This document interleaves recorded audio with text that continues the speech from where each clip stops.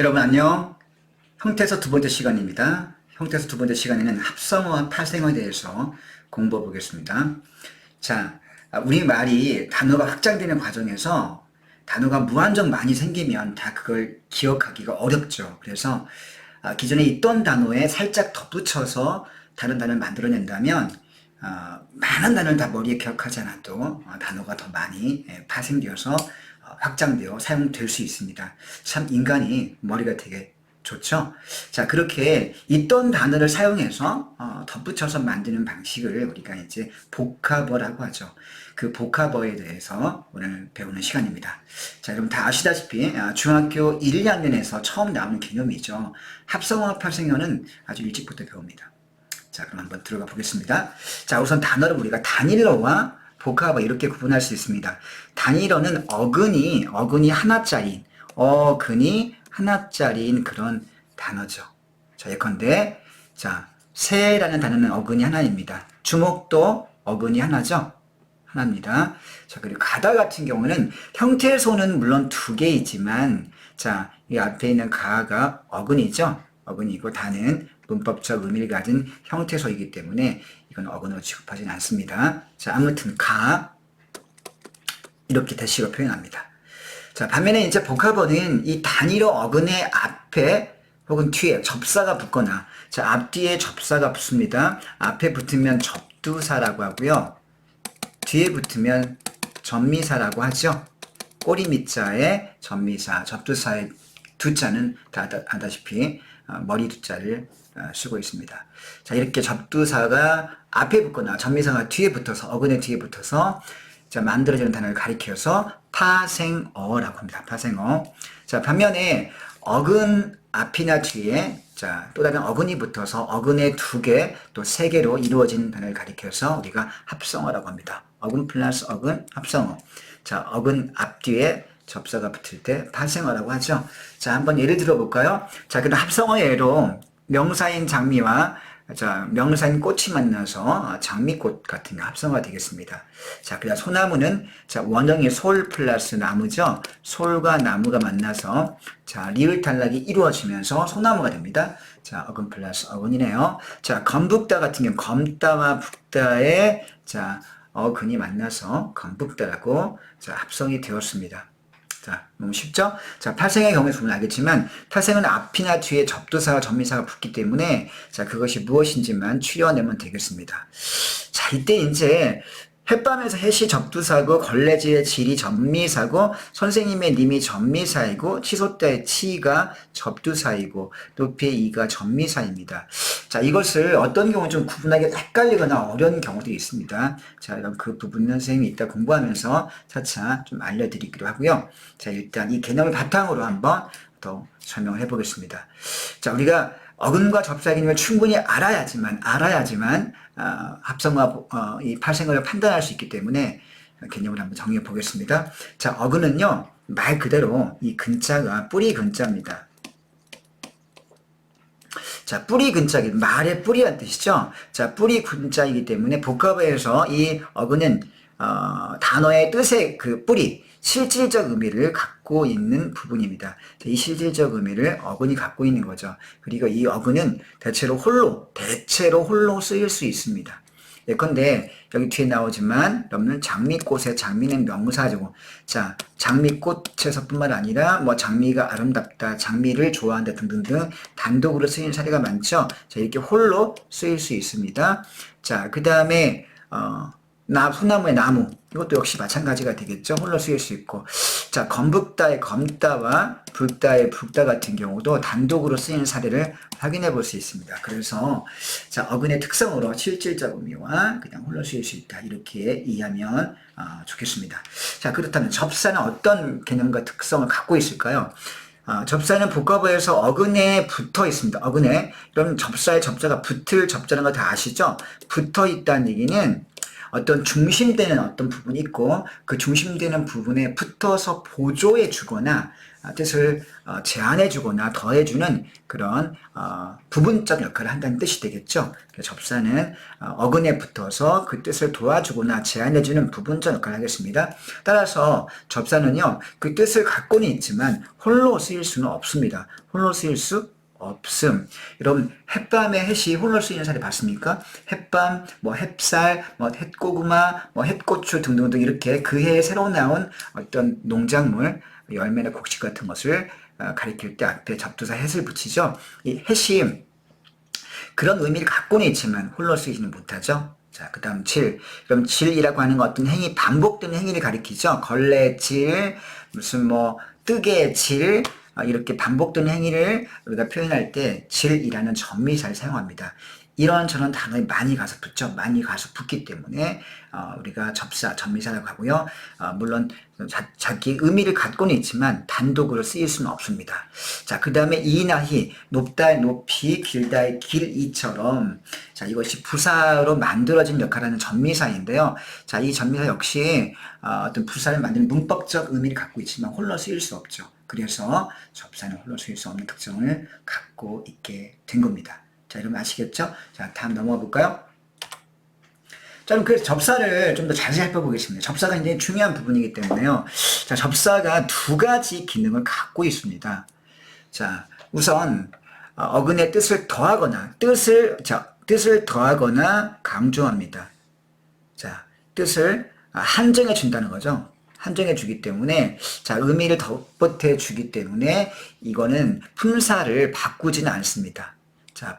자, 예컨대 밤에 햇이라는 접두사가 붙었을 때, 자, 밤에 원래 품사가 명사이지 않습니까? 자, 명사인데 접두사 햇이 붙어서 그의 새로 난 밤, 햇밤이라고 파생되었다고 해서 햇밤의 품사는 똑같이 명사이지 않습니까? 자, 그러니까 햇이라는 접두사가 붙었을 때 품사가 바뀌진 않는다는 사실을 확인해 볼 수 있네요. 자, 이렇게 뜻만 더하거나 강조하고, 자, 뜻은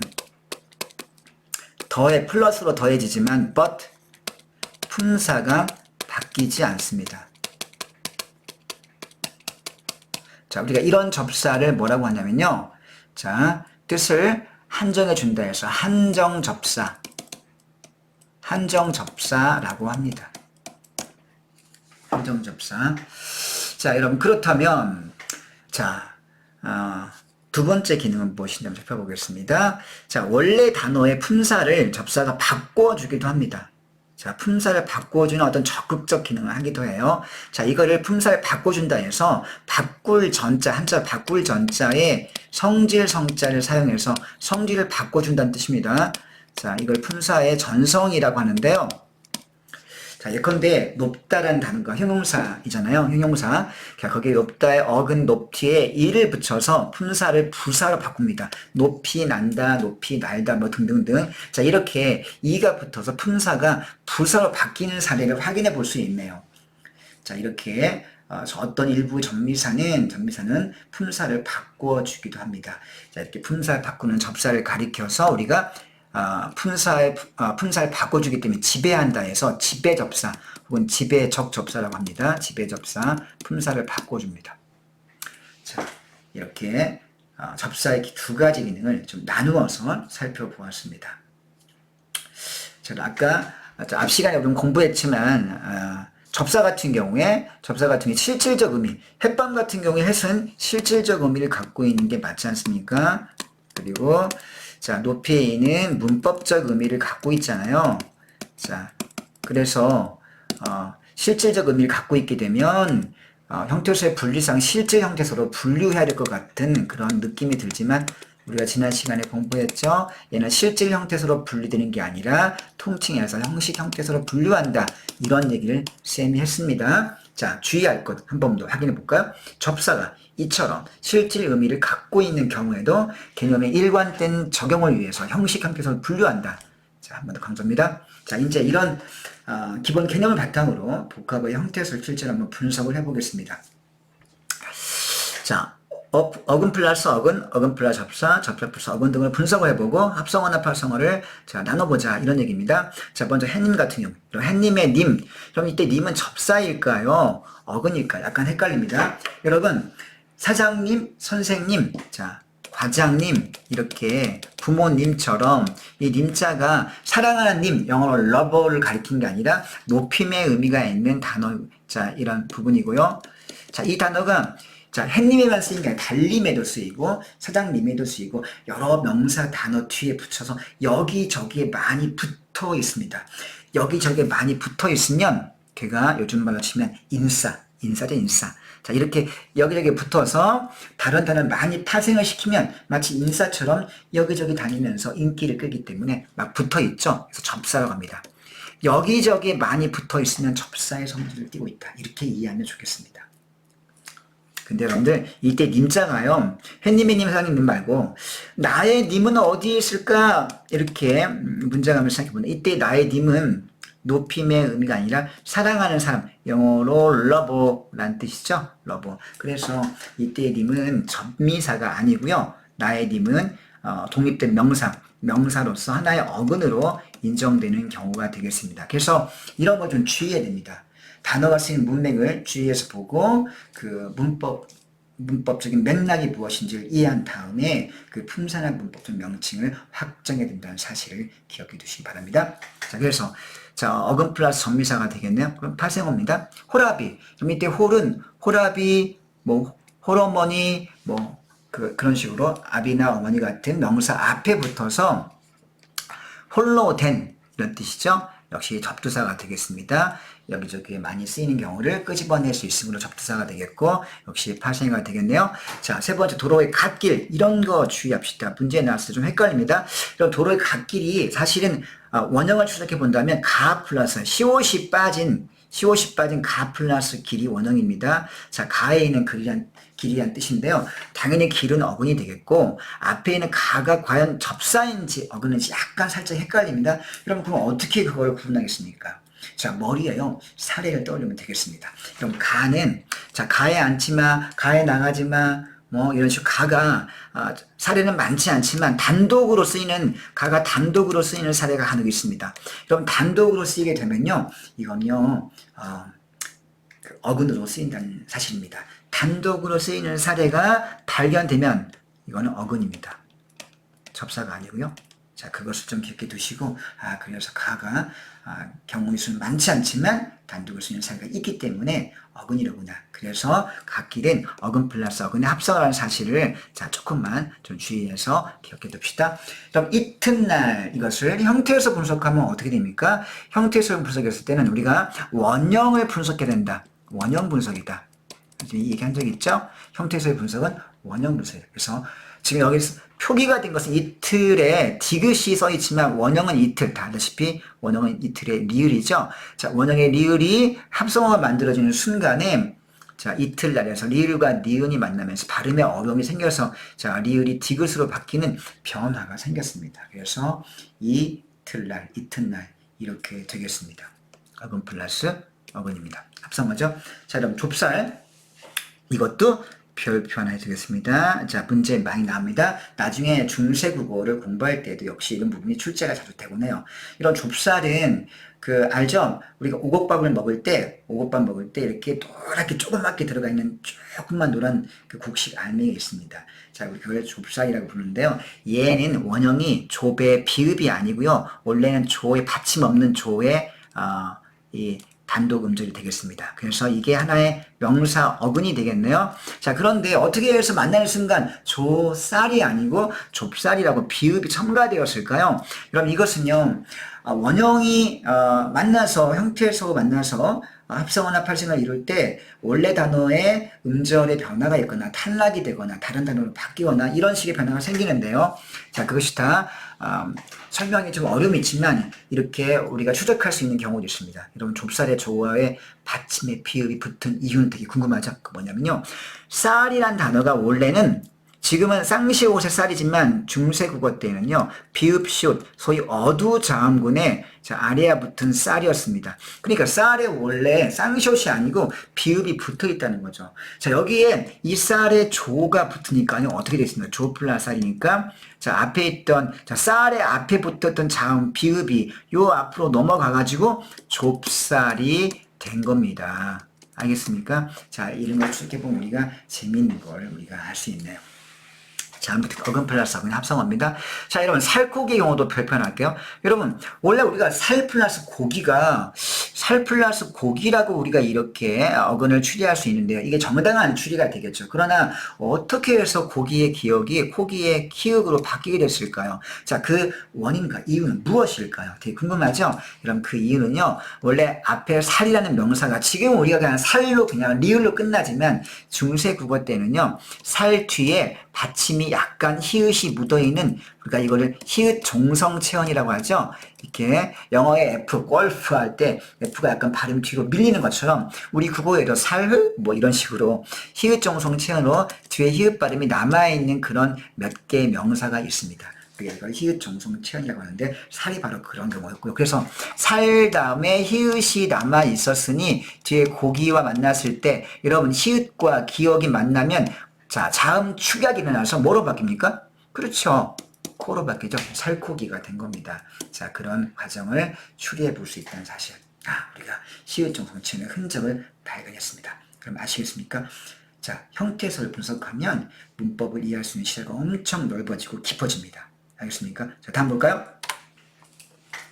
자, 이제 여러분들 합성어와 그 발생어에 대한 기본적인 개념과 종류를 공부해 봤으니까요. 이제 좀 다른 걸 넘어가서 합성어의 종류를 한번 나눠보겠습니다. 여러분, 합성어에는요, 자, 형성법의 종류로 구분했을 때, 자, 두 개의 합성어는 어근 플러스 어근입니까? 어근 플러스 어근이 합성어인데, 어근과 어근이 만났을 때 두 개의 어근이 무슨 관계이냐?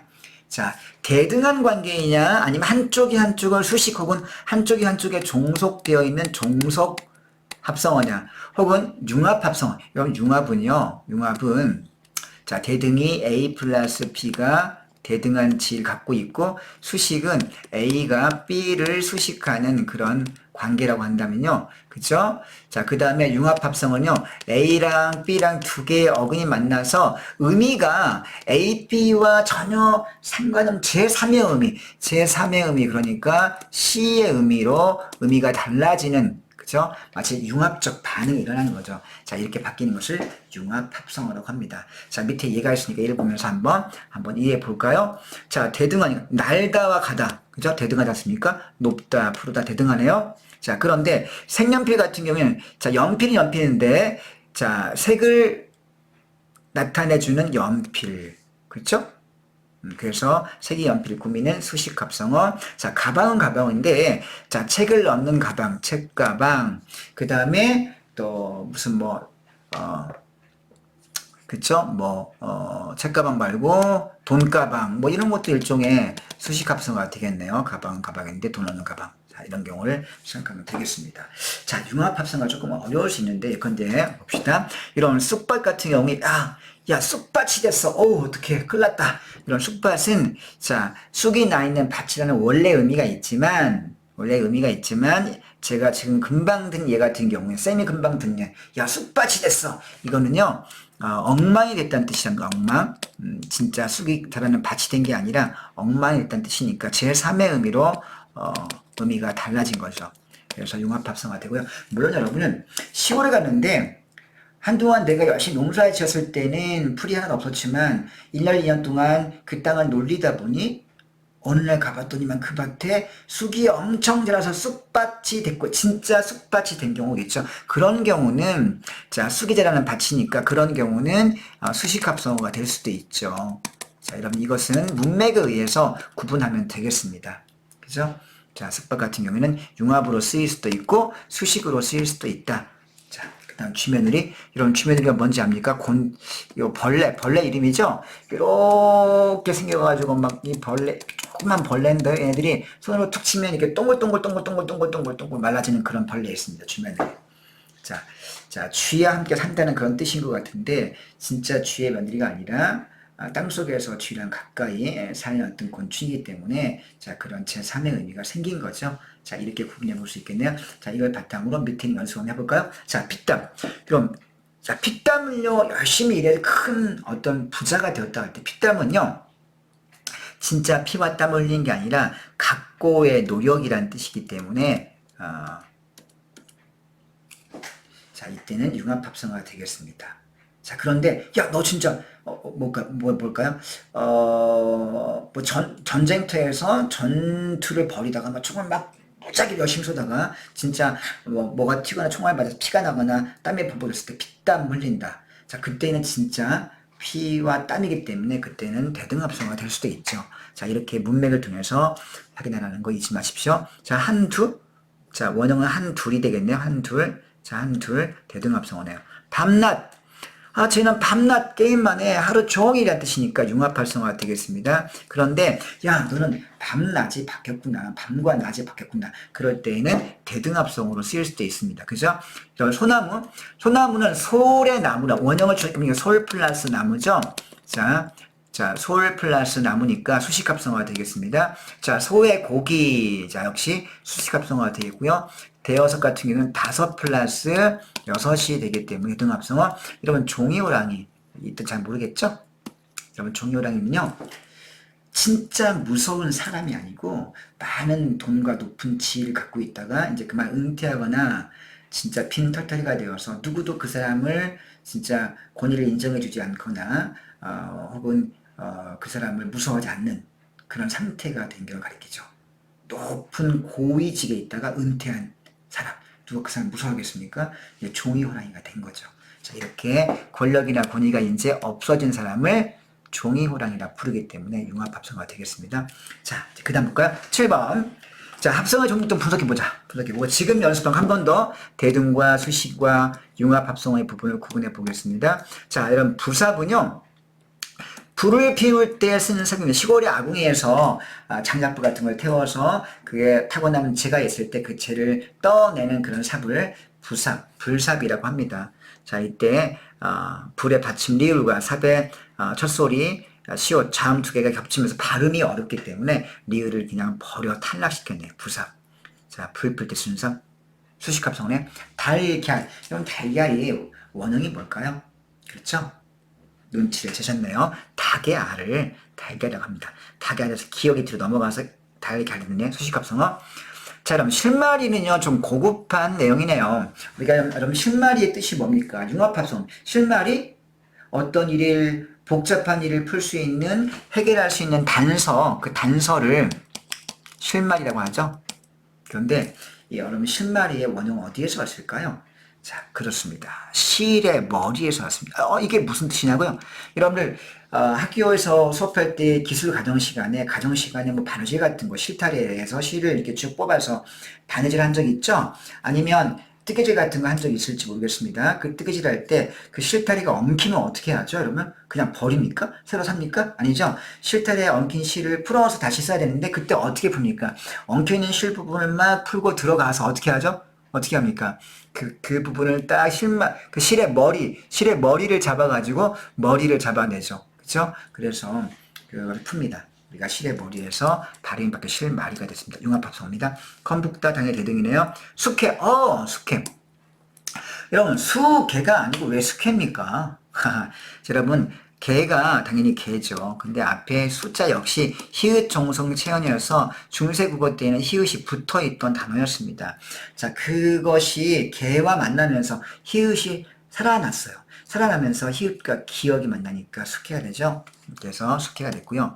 암개가 아니고 암캐입니다. 심지어는요. 자, 수병아리 아니 수평아리, 수탕나기. 자, 이런 식으로 다 발음이 바뀝니다.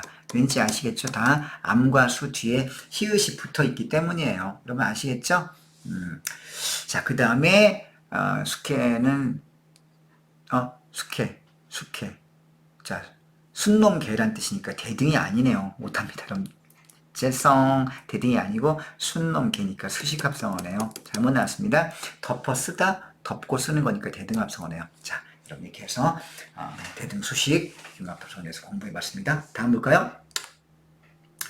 여러분 8번 이거 직접 구성 요소. 여러분 이거는요 고2 수준 이상의 수능 심화 개념입니다. 여러분들 앞에까지는 중3 고1 정도의 수준이라 볼 수 있고요. 이제는 이 8번만큼은요 이걸 모르면 수능에서 우리가 합성어 부분에서 털릴 수도 있습니다. 이 부분을 넘어가야 됩니다.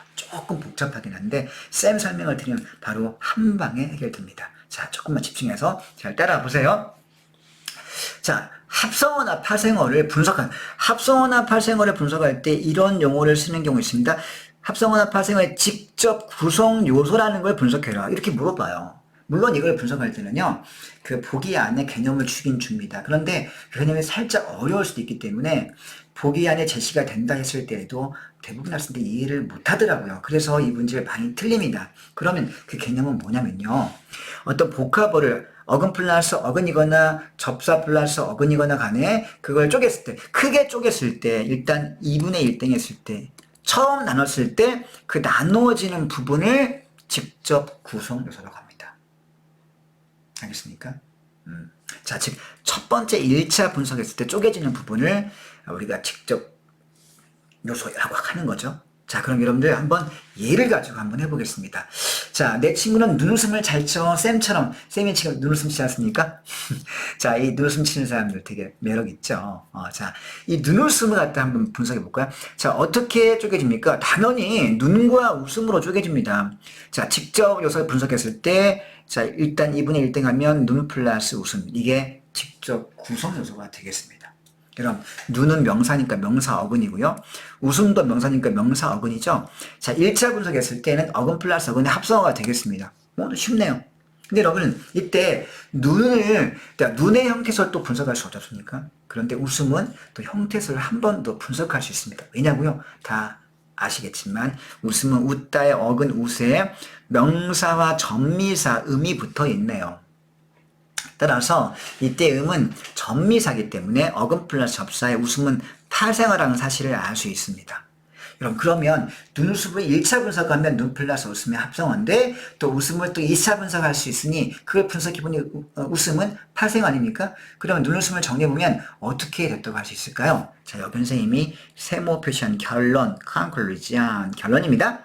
자, 파생어로 이루어진 합성어. 자, 파생어로 이루어진 합성어. 이렇게 분석할 수 있는 거죠.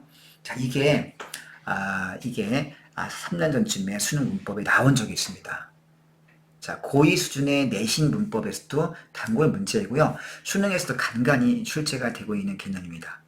자, 필수 개념입니다. 자, 한번 연습 문제 볼까요? 여러분, 헛손질.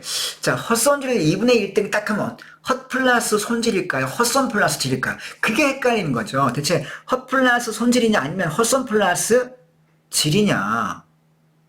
자, 여러분, 그럴 때 구분할 수 있는 손질, 발질.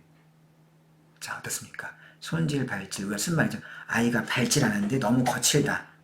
또는 그게 손질이 그게 뭐니? 물론 손질이라는 표현을 잘 쓰는 걸 우리가 보기는 힘듭니다만은 발질에서 이걸 추리할 수 있죠.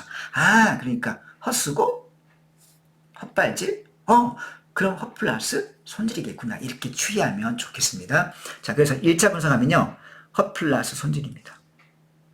자, 그러니까 헛은 당연히 접두사가 되겠죠. 그리고 손질은 명사 어근입니다. 그러니까 1차 분석하면 파생어가 되겠고요. 자, 손질을 또 한번 분석할 수 있지 않겠습니까? 2차 분석에 손은 명사 어근이고요. 질은 접사가 되겠으므로 파생어가 되겠습니다. 그럼 정리한 헛손질은 파생어로 이루어진 파생어가 되겠네요. 아시겠죠? 쉽죠? 자, 두 번째 갑시다. 자, 미는 잠꾸러기. 자, 잠꾸러기. 자, 1차 분석해보자. 어떻게 됩니까? 잠 플러스 꾸러기네요. 자, 근데 꾸러기는 전미사입니다. 쌤, 꾸러기가 왜 전미사예요? 쟤는 꾸러기인데요. 이렇게 말하는 경우는요. 잠꾸러기인지 장난꾸러기인지 무슨 꾸러기인지 모르잖아요. 이 꾸러기는 어떤 특정 행동을 반복적으로 하는 그런 사람을 가리키는데 이게 잠꾸러기 혹은 장난꾸러기 이렇게 여러 단어의 뒤에 붙어있는 걸 확인해 볼 수 있죠. 여기저기 뒤에 막 붙어있다? 이러면 전미사라고 선생님이 얘기했죠. 전미사. 자, 전미사입니다. 그러니까 앞에 잠 당연히 어근이니까 플러스 접에서 파생어가 되겠습니다. 그런데 이때 또 한 번 분석할 수 있죠. 뭘 분석할 수, 자, 뭘 가지고 2차 분석할 수 있습니까?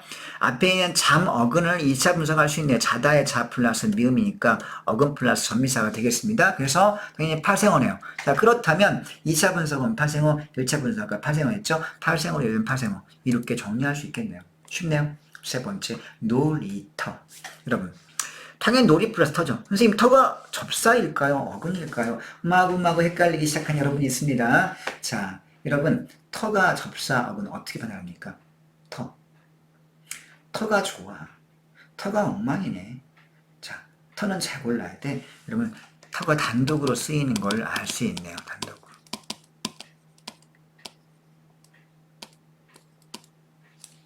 자, 여러분, 그러므로 터 단독을 쓰는 걸 알 수 있기 때문에 놀이도 명사, 터도 명사에서 어근 플러스 어근의 합성어가 되겠습니다. 여러분, 그런데 2차 분석에서 놀이를 2차 분석할 수 있겠네요.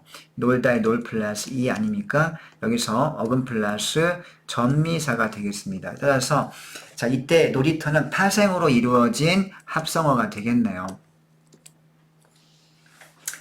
자, 마지막 네 번째 드높이다. 여러분, 여기서 고민 들어갑니다. 드높이다의 별표 두 개, 세 개 빵빵 해봅시다. 쪼갤 부분이 어디일지 약간씩 헷갈려요. 여러분 헷갈려. 솔직히 헷갈리죠. 예? 드 플러스 높이다야? 드높다 플러스 이다야? 드높다 플러스 이다인지, 드 플러스 높이다인지. 자, 여기를 쪼갤 건지, 여기를 쪼갤 건지, 헷갈립니다. 여러분들, 여기서, 선생님, 여기서 오타났네.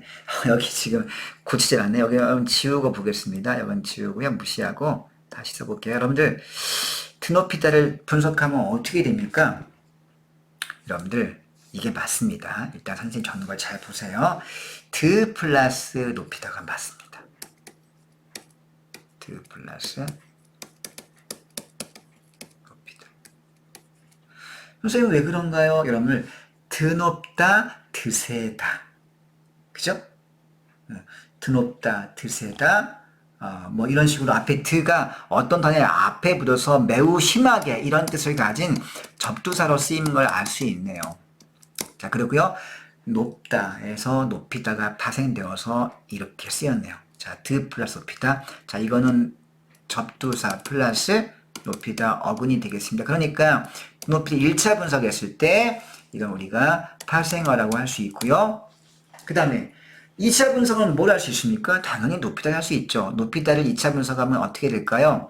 자, 높 플러스 이. 높다가 형용사의 근이고요. 제 2는 사동전미사가 되겠습니다. 높게 하다는 뜻이니까 사동전미사가 되겠네요. 따라서 높이다는 이 자체가 파생어가 되겠습니다. 여러분, 그러면 자, 드높이다가 어떻게 만들어진 복합어입니까? 그렇죠. 파생어로 이루어진 파생어가 되겠네요.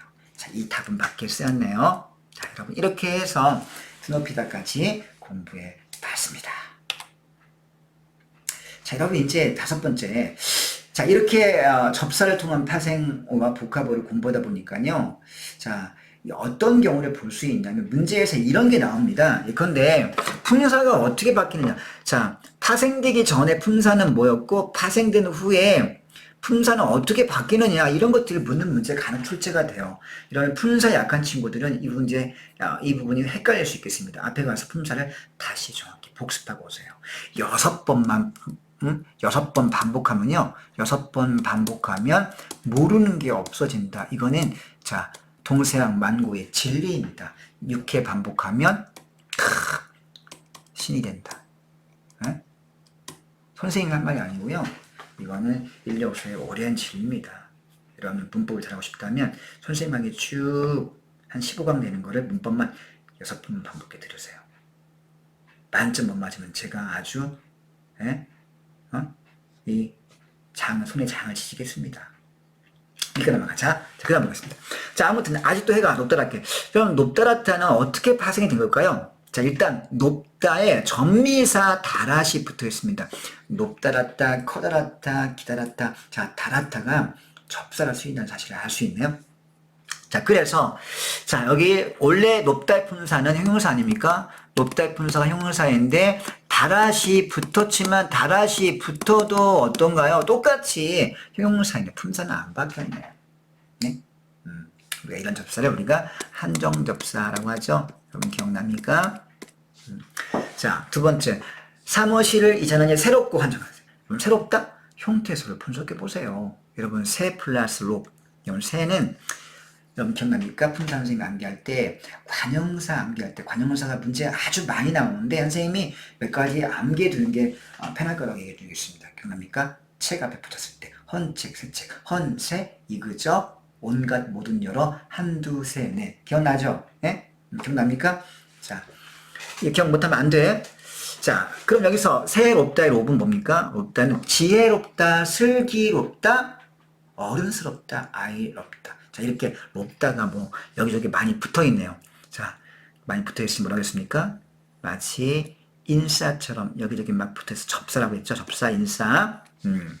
자, 그래서 새 플러스 롭다. 그럼 여러분 새의 품사가 관형사이고요. 롭다가 붙어서 형용사로 파생이 된 걸 알 수 있네요. 관형사에서 형용사로. 자, 세 번째, 오늘 경기에서 기회를 놓친 것이 무척 아쉬워. 놓다. 자, 놓다는 품사가 당연히 동사가 되겠네요. 놓다. 자, 놓치다는 어때? 실수로 떨어뜨리는 걸 놓치다라고 하죠. 이때 치는 강조의 의미가 있는 접두사가, 접미사가 되겠습니다. 그래서 자, 놓다의 놓치다로 바뀌어도 품사는 똑같이 동사가 되겠네요. 자, 그 다음 볼까요? 여섯 번째는 연습입니다. 연습해 보겠습니다. 품사가 어떻게 바뀐지 써보셔. 놀이, 길이, 꽃다. 놀이, 놀다, 품사 동사네요. 놀다에서 놀이 명사를 바뀌었고요. 길다. 자, 길다 품사 형용사입니다. 역시 명사를 바뀌었고요. 꽃답다. 자, 꽃답다. 꽃이 명사인데 답다 접사가 붙어서 자, 꽃답다 형용사입니다. 사랑하다. 당연히 사랑의 품사가 명사네요. 자, 거기에 여러분 주의합시다. 하다가 이러면 하다가 뭘까요? 사랑하다, 제출하다, 고민하다, 자, 이렇게 명사 뒤에 하다가 붙어서 품사를 동사로 바꿔주네요. 당연히 그래서 여기저기 많이 붙기 때문에 이때 하다는 전미사가 되겠습니다. 여기서 질문이 나옵니다. question, 쌤 질문이 있어요. 무슨 질문이니? 선생님, 너 오늘 저녁에 뭐 해야 할 때 뭐 해는 기본 중에 하다에서 온 건데 그럼 그때 하다도 전미사입니까? 라고 묻고 싶죠. 예? 좋은 질문. 끝 question. 여러분, 이때 하다는 사랑하다 하다와 분명히 차이가 있죠. 왜냐면 이때 하다는 단독으로 쓰인 거 아닙니까? 이때 단독 동사로 쓰인 거죠. 그런데 사랑하다 하다는 단독 동사로 쓰인 게 아니라 파생을 시킬 때 사용되는 전미사로 쓰인 겁니다. 우린 여기서 어떤 사실을 알 수 있습니까? 단독으로 쓰이는 경우는 품사를 분리시켜 따로 얘기해주고 그게 어떤 단어 뒤에 와서 붙거나 앞에 와서 붙을 때는 접사로 분류된다는 사실을 우리가 기억해 둬야 되겠습니다. 자, 문법이 점점 더 깊어지고 있네요. 자, 어렵진 않죠? 자, 그 다음 같다는 품사, 같다는 형용사 되겠죠? 자, 이가 붙어서 품사가 부사로 바뀌었습니다. 자, 여러분, 자, 이렇게 해서 형태소의 두 번째 합성어, 파생어, 그리고 직접 구성요소의 분석까지 한번 공부해 봤는데요. 자, 이제 두 번째 형태소 수업을 마치고 잠깐 또 쉬었다가 다음 형태소 세 번째 시간에 보겠습니다. 잠깐 쉬고 할까요?